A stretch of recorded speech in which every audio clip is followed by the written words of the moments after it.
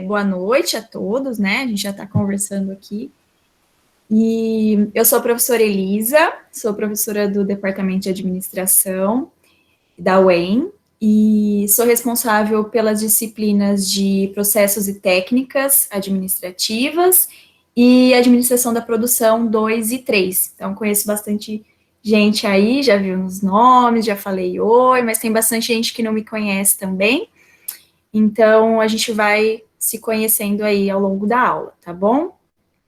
Eu gostaria de agradecer muito a presença de vocês aqui hoje e também no nosso ciclo de palestras, né? Eu tenho acompanhado aí nas duas semanas, semana passada que começou e nessa semana que vocês estão interagindo bastante, né? Com perguntas, questionamentos, e isso deixa a gente muito feliz. Então, muito obrigada e espero que a aula de hoje possa contribuir bastante para vocês também. Tá? Vai ser uma aula, eu vou apresentar por meio de slides, como foi na aula passada, e aí no final a gente vai abrir uma parte para vocês, para a gente conversar, né, igual a gente fez na aula passada mesmo, tudo bem? E aí, eu tenho alguns recadinhos para vocês, que já foram falados lá no e-mail, mas eu vou ressaltar, tá, porque é bem importante. Então, a gente pede que o microfone e a câmera de vocês, né, estejam desligados, porque a gente vai passar esse vídeo depois lá para o YouTube. Então, é importante que eles estejam desligados, tá? E aí, a gente vai também fazer a interação, já que o microfone de vocês vai estar desligado, por meio do chat. Então, quando eu estiver apresentando, vocês podem falar, né, normalmente lá no chat, porque eu sou responsável por passar o conteúdo hoje para vocês, mas os outros professores, né, a professora Carol, a Bruna e o João, eles vão ficar responsáveis pelo chat. Então, depois, né, eles vão organizar lá as perguntas e aí a gente vai debater no final. Eles vão participar também, se eles quiserem, claro. Tá bom? E aí, eu vou projetar os meus slides aqui para vocês, daí vocês me dão um ok se está funcionando certinho.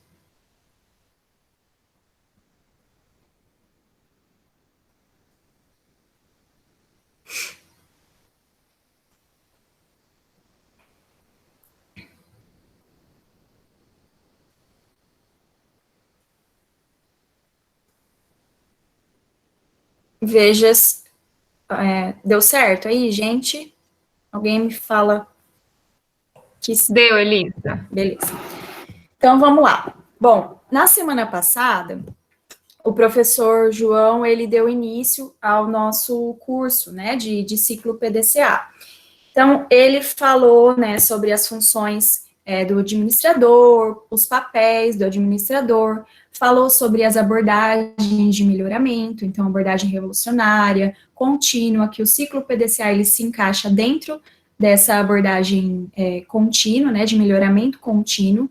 Falou também sobre o ambiente ser dinâmico, né, que isso nos mostra uma evolução intelectual, social, tecnológica, econômica, e que isso faz com que a gente precise mudar constantemente. Então, processos, produtos, serviços, né, que entra dentro do princípio da melhoria contínua, que é a gente buscar constantemente resultados melhores dentro da organização, né, que a gente está trabalhando com conceito de organização, de empresa. Só que a gente acaba tendo que lidar com um problema com relação a tomadas de decisões. Por que eu estou falando isso? Porque hoje a gente vê muito, né, antes também, a gente vê muito que as decisões, elas são tomadas muito com base na experiência do gestor, né, no feeling, naquilo que o gestor, ele acredita ser certo.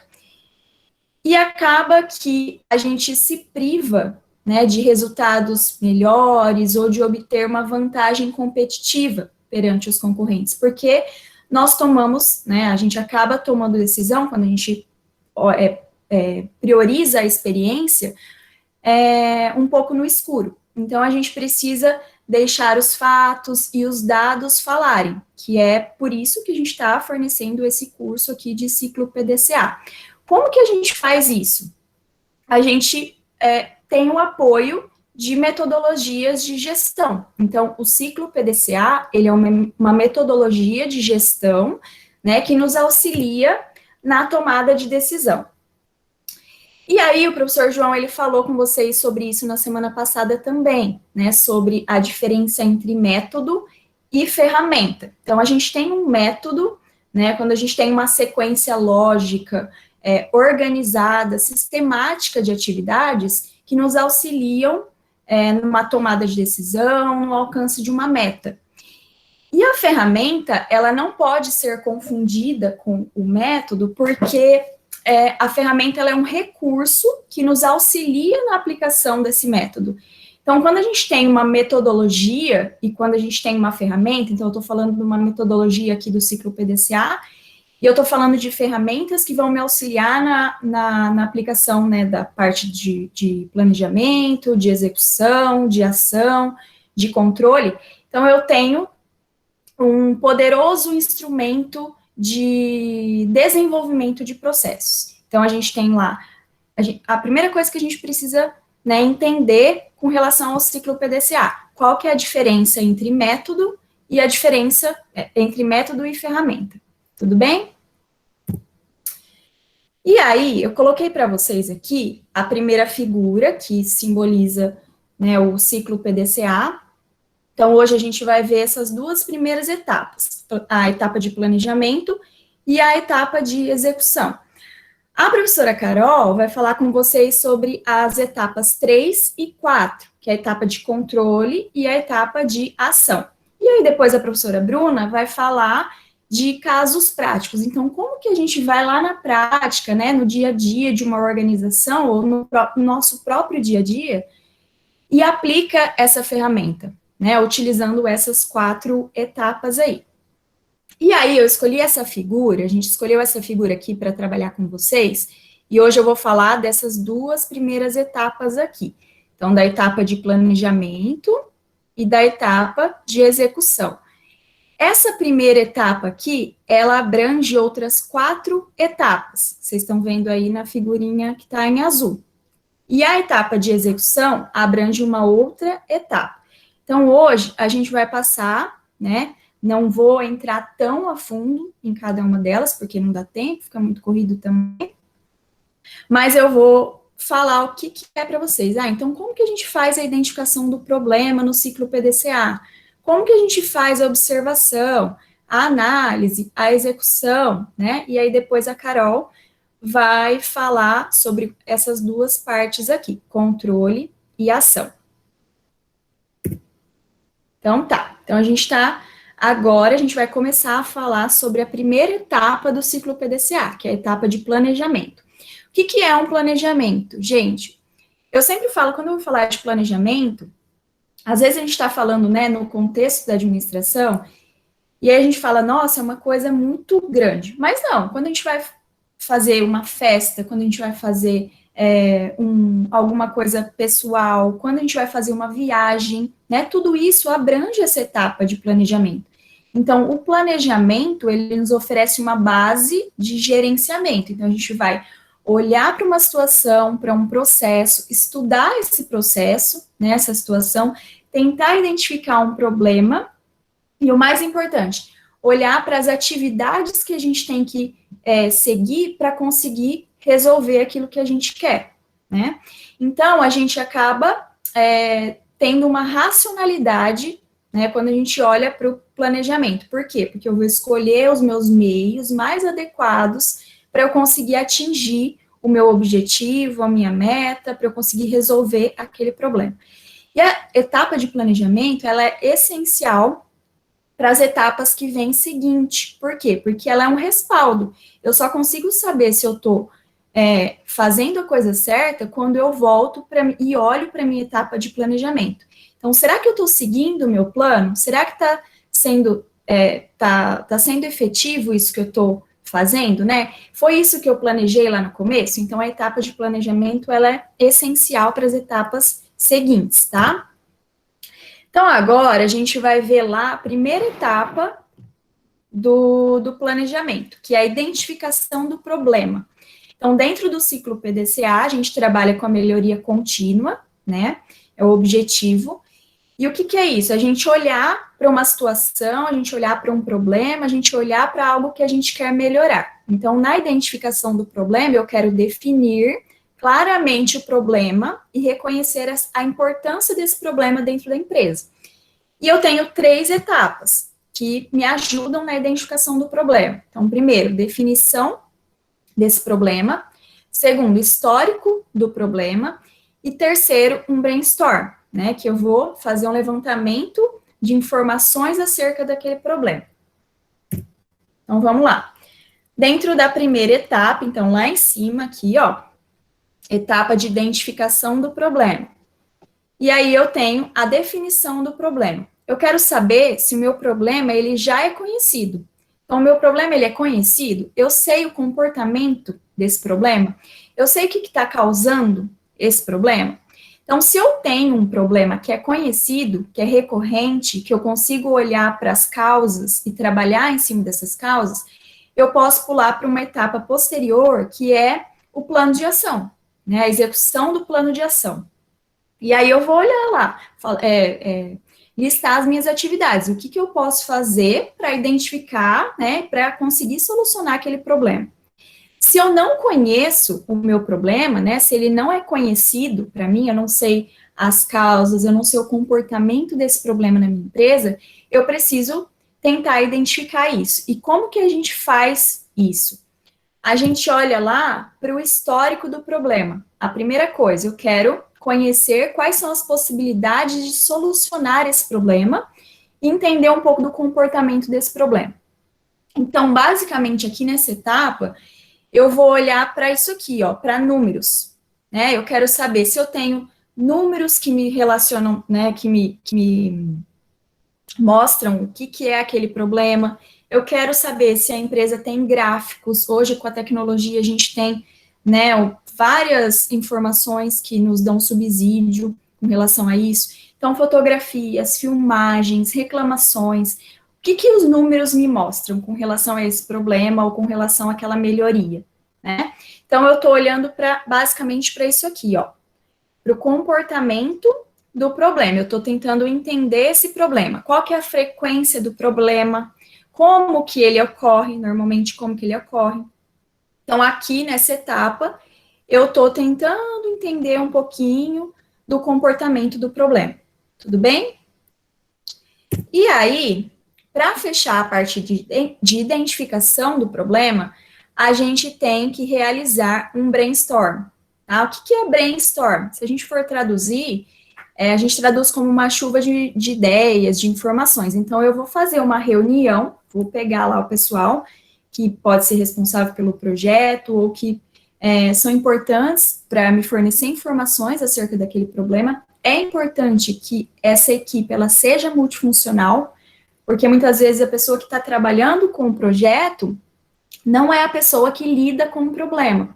Então, é importante que seja multifuncional, tá? A equipe.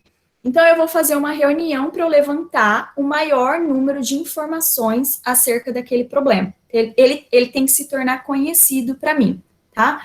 Se ele afeta demais, por exemplo, a minha linha de produção, meus clientes, como que ele se comporta, se é uma vez na semana, 2 vezes na semana. Então, aqui eu estou entendendo um pouco mais acerca desse problema. E aí, a gente passa para a etapa de observação do problema. O que é essa etapa de observação? Ainda na etapa de planejamento. Eu quero entender as características específicas do problema. Então, como que eu faço isso? Coletando dados acerca desse problema e observando o problema no local que ele acontece. Então, se ele acontece no chão de fábrica, eu vou lá no chão de fábrica. Se ele acontece no estratégico, eu vou lá no estratégico, lá no escritório. Então, eu quero entender o comportamento desse problema, as características. Então, vamos lá. Primeira coisa, aqui eu quero, né, as tarefas descobertas das características do problema por meio da coleta de dados. Como que a gente faz isso? Eu falei para vocês que a gente ia utilizar algumas ferramentas. Aqui, basicamente, as ferramentas de gestão da qualidade, tá? Então, eu selecionei 2 ferramentas aqui para vocês. para a gente trabalhar nessa etapa de coleta de dados. Primeiro, lista de verificação, e segundo, gráfico de Pareto. Eu não vou entrar especificamente no que é lista de verificação, no que é gráfico de Pareto, eu só estou mostrando para vocês quais são as ferramentas que são importantes em cada etapa. E aí a gente tem alguns materiais relacionados a isso, se alguém tiver interesse, depois eu posso disponibilizar, explicar um pouco melhor o que é, né, cada uma dessas ferramentas. Mas aqui, para coleta de dados, eu quero saber observar o problema sobre vários pontos de vista. Então, eu quero ter uma visão ampla, né, sistêmica sobre aquele problema. E aí, primeira coisa, posso fazer uma lista de verificação. Eu coloquei um exemplo aqui para vocês de problema com relação a reclamações de clientes. A gente vai trabalhar ao longo da aula com esse problema aqui, reclamação de clientes. Tá, então eu tenho reclamação de clientes, não sei exatamente o porquê, o que é, né, quais são esses tipos de reclamações. E eu quero tentar entender um pouco mais, porque eu preciso saber quais são as causas para eu trabalhar em cima das causas. Então, eu vou lá, né, fazer uma coleta de dados durante uma semana com a minha lista de verificação, uma semana, 15 dias, tendo uma ideia, então, disso aqui, ó, do tempo. Então, quantas vezes por semana acontece esse problema? Será que é de segunda, terça e quarta? Será que é só de sexta-feira? Qual que é o tipo de matéria-prima que está me dando aquele problema? É com um produto específico, um setor específico? Eu tenho contingências relacionadas àquele problema? Por exemplo, quando chove, eu sei que eu vou ter aquele problema. Quando tal funcionário falta, eu sei que eu vou ter aquele problema. Então, eu vou fazer uma lista de verificação, que é basicamente um checklist relacionado a esse problema aqui de reclamações de clientes, tá? E aí, depois que eu tiver esse checklist, os números certinhos, tá? Com relação a tempo, tipo, contingências, eu consigo estratificar. O que é isso, gente? Estratificação. Eu pegar um problema que é muito grande e transformar ele em pequenos problemas. Então, eu tenho lá, estou lidando com o problema de reclamação de cliente. Eu quero saber o que é essa reclamação de cliente. Então, eu vou ficar uma semana fazendo uma coleta de dados com relação à reclamação de cliente, e aí eu consigo transformar isso em pequenos problemas. Então, é reclamação de cliente com relação a quê? Com relação à entrega, com relação à matéria-prima, por exemplo, né? E aí, para isso, a gente utiliza o gráfico de Pareto, que sempre, que fala que a gente sempre consegue utilizar uma relação de 80, 20%. O que é isso? 80% dos problemas, eles advêm de 20% das causas. Então, aqui eu posso chegar à conclusão que 80% das reclamações de clientes, elas vêm de um pequeno número de reclamações, de um pequeno tipo de reclamação. Então, reclamação quanto à matéria-prima e reclamação quanto à entrega, por exemplo, do produto, tá? Então, eu consigo restringir um pouco mais aquilo que eu vou trabalhar, o problema que eu vou trabalhar. Tá bom? E aí, a gente tem também a observação no local. Então, a gente faz uma descoberta das características do problema por meio da observação no local. Para isso, eu utilizo uma ferramenta que a gente chama de 5W1H. Eu quero entender quais são as informações complementares daquele problema, que os números, eles não me mostram. Então, por exemplo, eu tenho uma desordem no chão de fábrica, eu tenho um funcionário que não se dá muito bem com outro funcionário. Isso a gente só consegue entender quando a gente está no local em que o problema acontece, tá bom? Então, a gente consegue utilizar essa ferramenta, 5W1H, para fazer essa observação aqui também para caracterizar o problema que a gente está trabalhando. Depois disso, a gente tem a parte da análise. Essa aqui é a parte mais importante, tá? Da parte de planejamento. Na parte da análise, eu quero trabalhar para eu buscar as causas fundamentais desse problema. Então, o que é realmente que está me levando a ter aquele determinado problema que eu estou trabalhando? E aqui, eu separei para vocês 3 ferramentas. Então, são 3 ferramentas que a gente consegue trabalhar para nos ajudar na definição de causa. Eu preciso trabalhar com essas 3 ferramentas?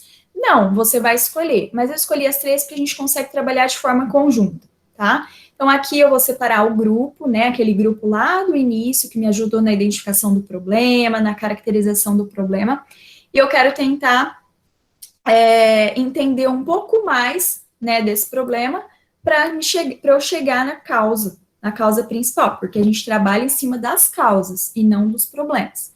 Tudo bem? E aqui, eu adoro essa figura aqui de um iceberg, que a gente consegue fazer uma analogia com o que a gente vivencia nas organizações, né, nas empresas, com relação aos problemas e às causas. Então, por que que eu coloquei essa figura aqui para vocês? Para a gente entender que a gente observa, né, que a gente tem contato com o problema e não com a causa. Né? Mas o que é importante a gente trabalhar com as causas? Porque se eu ficar em cima do meu problema, que é pontual, eu não consigo resolver nunca. É a mesma coisa quando a gente tem uma dor de cabeça, eu tenho uma dor de cabeça, é algo pontual, né? E eu falo, não, vou tomar um remédio que vai melhorar. Melhora, né? De início melhora. No outro dia, na semana seguinte, pode ser que eu tenha dor de cabeça de novo, porque eu não tratei a causa, eu não sei o que foi que me deu dor de cabeça. Porque eu tô ficando muito na frente do computador, porque eu comi alguma coisa que me fez mal, né? Eu não sei. Então, eu preciso trabalhar em cima das causas, que são muito maiores, né? Do que os efeitos, do que os problemas. Então, por isso que eu coloquei essa figura aqui do iceberg para vocês, tá bom? Então, a primeira ferramenta de fluxograma, é uma ferramenta super simples, tá? A gente olha e fala, nossa, mas por que eu vou fazer uma descrição, né, de desenvolvimento de processo? Eu pegar lá algo que eu estou fazendo no meu dia a dia e descrever. É uma ferramenta super simples, mas ela dá uma visão global do processo. Então, tem muita, com a correria do dia a dia, tem muita etapa que a gente deixa de fazer, que é importante, e tem muita etapa que a gente faz e que a gente não precisaria fazer, que a gente está gastando tempo, que a gente está gastando dinheiro. Então, quando você coloca no papel, você sente isso. Então, você tem uma visão global daquilo que você está realmente fazendo. Os problemas, as capacidades, se a gente está distribuindo as atividades de forma correta ou não, se tem etapa que a gente não precisa fazer, a gente está fazendo. Então, o fluxograma, ele nos ajuda nisso, tá? Por que a gente faz isso para identificar causa? Justamente porque ele nos oferece essa visão, porque a gente vai conseguir identificar o que é que pode estar me levando a ter determinado problema. Aqui eu coloquei um fluxograma só para, às vezes, tem gente em curso que ainda não teve contato, né, com a ferramenta, só para vocês identificarem o que é um fluxograma. Tá? É um fluxograma bem simples, esse aqui, que eu fiz aqui para o curso. Então, vamos supor lá que a gente tem o problema, que eu falei para vocês que a gente vai trabalhar, de reclamação de cliente, quanto à demora de atendimento na loja. O que eu fiz aqui? Fiz um passo a passo, né, o desenvolvimento do processo que a gente faz para atendimento do cliente na loja. Então eu vou receber o cliente na loja, mostrar as mercadorias, e aí eu tenho uma decisão aqui, o cliente realizou a compra? Se não, o que eu faço? Se sim, o que eu faço? E aí vocês podem me perguntar, tá, mas né, por que eu vou descobrir a causa de um problema olhando para esse fluxograma? Porque eu vou saber exatamente as etapas que eu estou fazendo. Então, eu posso fazer um fluxograma ideal, por exemplo, um fluxograma que eu preciso fazer, fluxograma que eu estou fazendo hoje. E aí eu consigo comparar. Será que estou fazendo alguma coisa de errado? Né? Pode ser que eu chegue à conclusão da minha causa principal, né? A causa raiz que a gente chama por meio do fluxograma. Tudo bem? Depois, a gente tem uma ferramenta que a gente chama de diagrama de Ishikawa, uma ferramenta super famosa também da gestão da qualidade. Tem vários nomes, eu coloquei aqui para vocês, ó. Diagrama de espinha de peixe, diagrama de causa e efeito, tem gente que chama de gráfico 6Ms também, e vocês vão entender um pouquinho por que depois, tá? Então, é uma ferramenta da qualidade, que nos ajuda a identificar as possibilidades de causa, né, que estão nos levando a ter determinado problema, e ele divide essas causas em categorias, que são esses 6Ms, tá? Então, nos ajudam numa tomada de decisão um pouco mais assertiva. O gráfico, né, diagrama de Ishikawa, ele tem esse formato aqui. Por isso que a gente chama de espinha de peixe, porque ele parece, né, formatinho de um peixe. Então, a gente tem aqui, ó, um problema, né? Eu tenho produtos com defeitos na minha empresa. E aí, eu vou identificar por meio de 6 categorias, né? Por isso que a gente chama de 6 M's, que todas elas começam com M. Quais são as possibilidades de causas, né? Quais são as possíveis causas que estão me levando a ter produtos com defeito dentro da organização? Então, o meio ambiente, né? Então, falta de espaço na linha de produção, pode ser que seja, né? Faz muito calor lá na linha de produção, então, por isso que os funcionários, eles estão se atrapalhando, pode ser também. Então, são possibilidades de causas, tudo bem? Então, eu vou, primeiro, identificar o meu problema, né, o efeito, e tentar identificar a minha causa, por meio de um brainstorm de novo. Então, um levantamento de informações. Quais são as possibilidades de causas dentro dessas 6 categorias? E aí, eu posso ter ramificações, que a gente chama de macro e micro causas. Então, eu tenho aqui o problema, né, de peças defeituosas, e eu tenho a categoria de mão de obra. Então, pode ser que eu tenha um ritmo de produção acelerado que esteja me causando peças defeituosas. Mas o que está me levando a ter um ritmo de produção acelerado? Então, eu posso ter ramificações desse problema, dessa causa, tá? Então, a gente pode trabalhar dessa forma também, um pouco mais assertivo ainda. E aí, por fim, né, ainda nessa etapa de análise do problema, a gente tem a ferramenta de 5 porquês. É uma ferramenta super simples também, a gente consegue trabalhar com ela em conjunto com o diagrama de causa e efeito, né, com o Ishikawa que eu mostrei agora para vocês. A gente pega uma causa lá, uma possibilidade de causa, e vai trabalhando em cima dela. Mas por que isso aqui pode ser uma causa? Mas por quê? Né, até eu chegar na minha causa raiz. Eu coloquei um exemplo aqui para vocês, né, só para vocês identificarem como que a gente faz isso. Então, tá lá, eu tenho esse problema aqui de insatisfação de cliente, e eu quero saber por que os meus clientes eles estão ficando insatisfeitos. Pode ser várias coisas, né? Pode ser que a mercadoria não está chegando no tempo certo, pode ser que o funcionário ele não esteja despreparado para atendimento, pode ser várias coisas. Então, eu quero saber por que eu tenho um cliente insatisfeito. Então, por que o meu produto, ele não chegou no prazo combinado com o cliente? Tá, ele não chegou no prazo combinado com o cliente. Pode ser que seja um problema logístico, então, né? A gente pode ser que o motorista tenha acontecido alguma coisa com o caminhão, tenha acontecido alguma coisa com o motorista, não chegou no prazo combinado.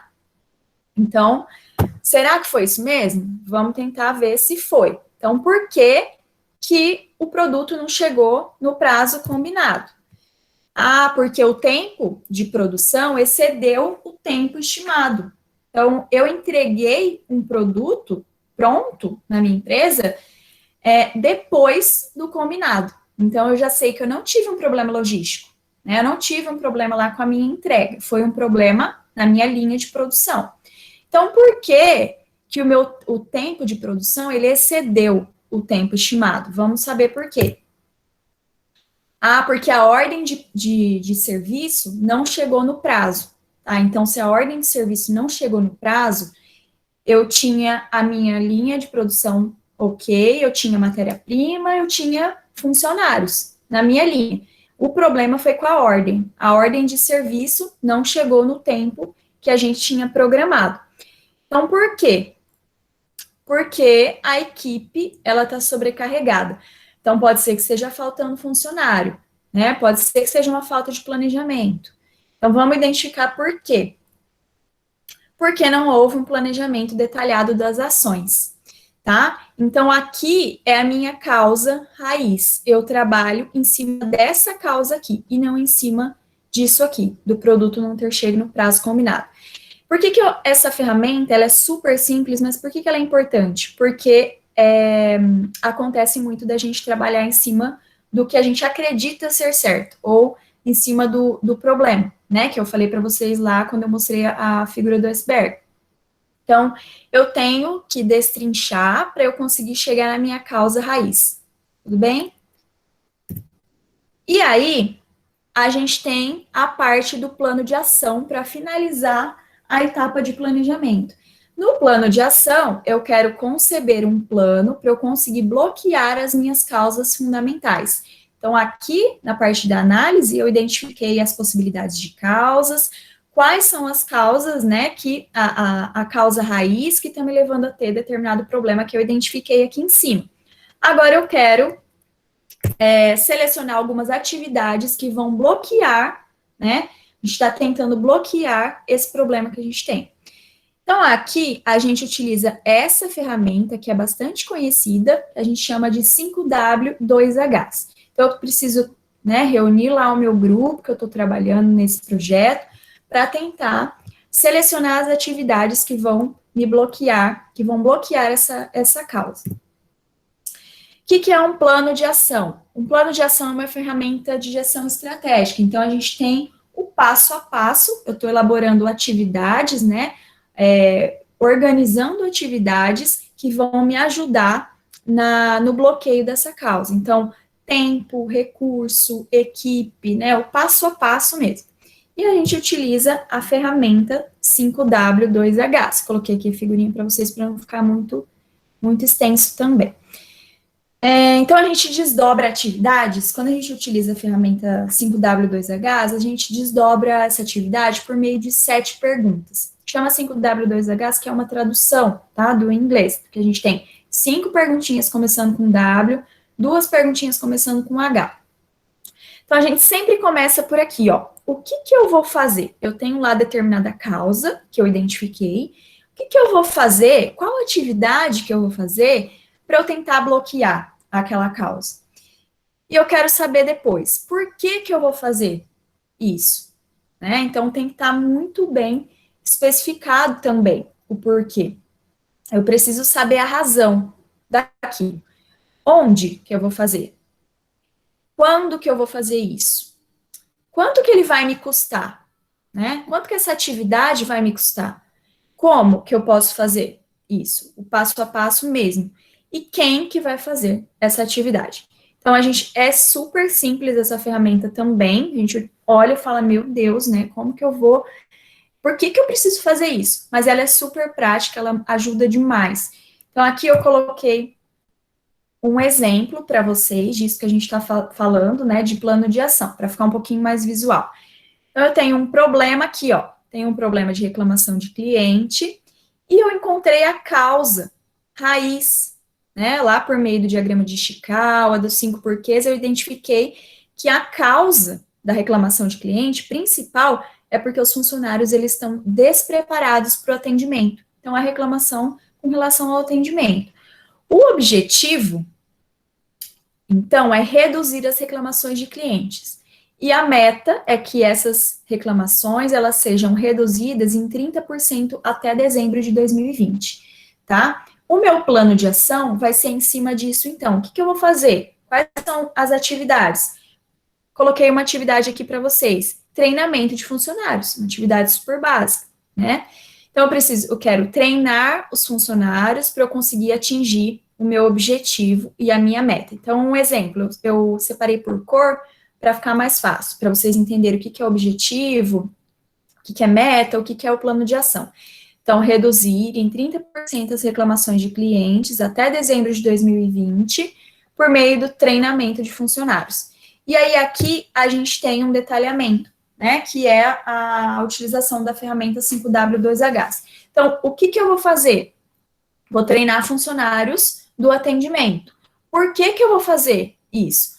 Porque os funcionários, eles estão despreparados para o atendimento. Basicamente, aqui no porquê eu vou colocar a causa, né? Onde que eu vou fazer isso? O departamento de RH na sala tal.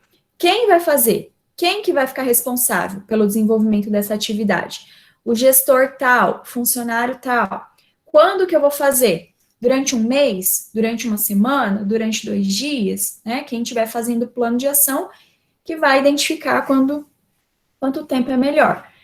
Como que isso vai ser feito? Aqui eu coloco basicamente o passo a passo. O gestor de RH vai realizar um treinamento de abordagem do cliente. Posso até colocar como que vai ser esse treinamento, vai ser online, vai ser, né, como que vai ser isso. E quanto que isso vai me custar? Quanto que isso custa para a organização? Tá bom? E aí, gente, a gente fecha a parte de planejamento e entra na parte de execução. O que é a parte de execução? É a segunda parte do ciclo PDCA.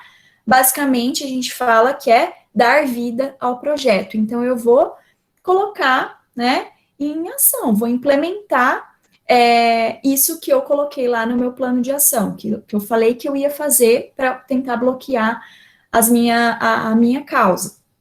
Consequentemente, solucionar o problema. Então, aqui eu tenho uma ação, bloquear as causas fundamentais, né, essa etapa. E eu coloquei aqui para vocês, eu não quis falar só de ação, eu coloquei uma etapa de treinamento de funcionários, para mostrar que é muito importante a gente fazer o treinamento dos funcionários nessa etapa de execução. Então, a gente não pode ir para a execução, né, implementando um ciclo PDCA, achando que os funcionários, eles já sabem o que eles precisam fazer. Então, a gente tem que oferecer treinamento, a gente tem que certificar de que todos esses funcionários, eles concordam com as medidas, com as propostas, né, com aquilo que vai ser realizado, o que eles acham daquilo. O treinamento, ele é fundamental. E aqui eu coloquei algumas perguntas, algumas afirmações para a gente refletir um pouco sobre isso, porque quando é um problema isso dentro das empresas, né? Então, a gente chega lá, por exemplo, quem trabalha em empresa de consultoria, né? Eu já trabalhei em empresa de consultoria, eu lidei um pouco com isso. Você fala, mas você precisa treinar o funcionário. Aí a pessoa, o gestor, vira para você e fala, mas como que eu vou fazer isso? Eu não posso parar a minha produção, eu não posso parar a minha empresa. Que horário que eu vou fazer esse treinamento? Hoje, as pessoas já estão um pouco mais conscientes, né, acerca disso, mas a gente ainda tem que lidar com esse tipo de coisa, tá? Então, a gente tem que pensar nisso aqui, que o treinamento, ele é um investimento, a gente deixa de gastar, né, de ter custos maiores quando a gente faz um investimento relacionado ao treinamento de funcionários. Tudo bem? E aí, era isso que eu tinha para passar para vocês hoje com relação à etapa de planejamento, com relação à etapa de execução. E aí a professora Carol vai trabalhar com vocês na aula que vem, no dia 3, com as etapas de controle e ação. E aí depois a professora Bruna vai trabalhar de aplicação de casos reais. Tudo bem? O Murilo, ele faz um comentário aqui que tem uma perguntinha, tá? Ele diz o seguinte: professora, seria interessante ter uma espécie de diário para ir anotando como está sendo esse período de treinamento? Se, por exemplo, os colaboradores estão com dificuldades ou algo do tipo. Sim, sim, é muito, muito legal. Isso não só para aplicação do ciclo PDCA, mas tem as empresas de consultoria trabalham muito com isso, né? Com lições aprendidas, com uma ferramenta simples mesmo para colocar lá quais são as dificuldades, quais são os riscos do projeto, né? Ou os depoimentos de funcionários que, quando a empresa for iniciar novos projetos, eles podem voltar lá, olhar, ler, né, ver, para não correr aquele risco novamente. Então, sim, pode ser utilizado com certeza. O que eu acho que é importante colocar, né, que em toda a apresentação, né, da Elisa, ela enfatizou nessas ferramentas, é o lado simples e visual do PDCA, né, dessas duas etapas das ferramentas, porque é a busca exatamente de você encontrar quais são as causas de uma forma bastante clara até chegar àquele problema, e enfim, né? Então, o grande ponto, né, positivo, enfim, de efetividade dessa ferramenta é que ela é bastante visual. Então, para compreender, depois que você passou todo esse diagnóstico, fica muito simples. Então, as pessoas passam a entender, a equipe passa a entender, de fato, como é que vão melhorar aquela questão que precisa ser resolvida. Uhum. Sim. O Tiago, desculpa. Não, pode falar. Chegou uma pergunta do Tiago, que está falando com relação ao funcionário, né? Você falou sobre o treinamento, ele fala assim, se a empresa investe muito no funcionário, mas aí ele sai da empresa ou alguma outra empresa rouba o funcionário, como se precaver isso? Porque é um gasto grande que se tem nesse investimento nas pessoas. E aí dá para a gente discutir bastante sobre isso, foge até um pouco do ciclo PDCA em si, mas a gente entra na área de RH, né? Se você for pensar, você está investindo no funcionário para ele ser capacitado e conseguir cumprir com tudo aquilo que foi feito no planejamento, foge um pouco de você só lidar com a questão do trabalho em si, mas do lado humano do seu funcionário. Ele está satisfeito fazendo essa atividade, ele está no cargo que ele queria, que ele sonhou para a vida dele, ele está se sentindo bem, ele está motivado, ele está feliz com o salário dele, com a equipe que ele trabalha, etc, etc, né? Então, assim, são várias razões que a gente poderia trabalhar, né, para tentar manter esse funcionário dentro da empresa, que é extremamente importante, senão, com certeza, você vai investir todo o capital da empresa naquele funcionário e, muito provavelmente, ele vai embora e ele vai levar para o seu concorrente.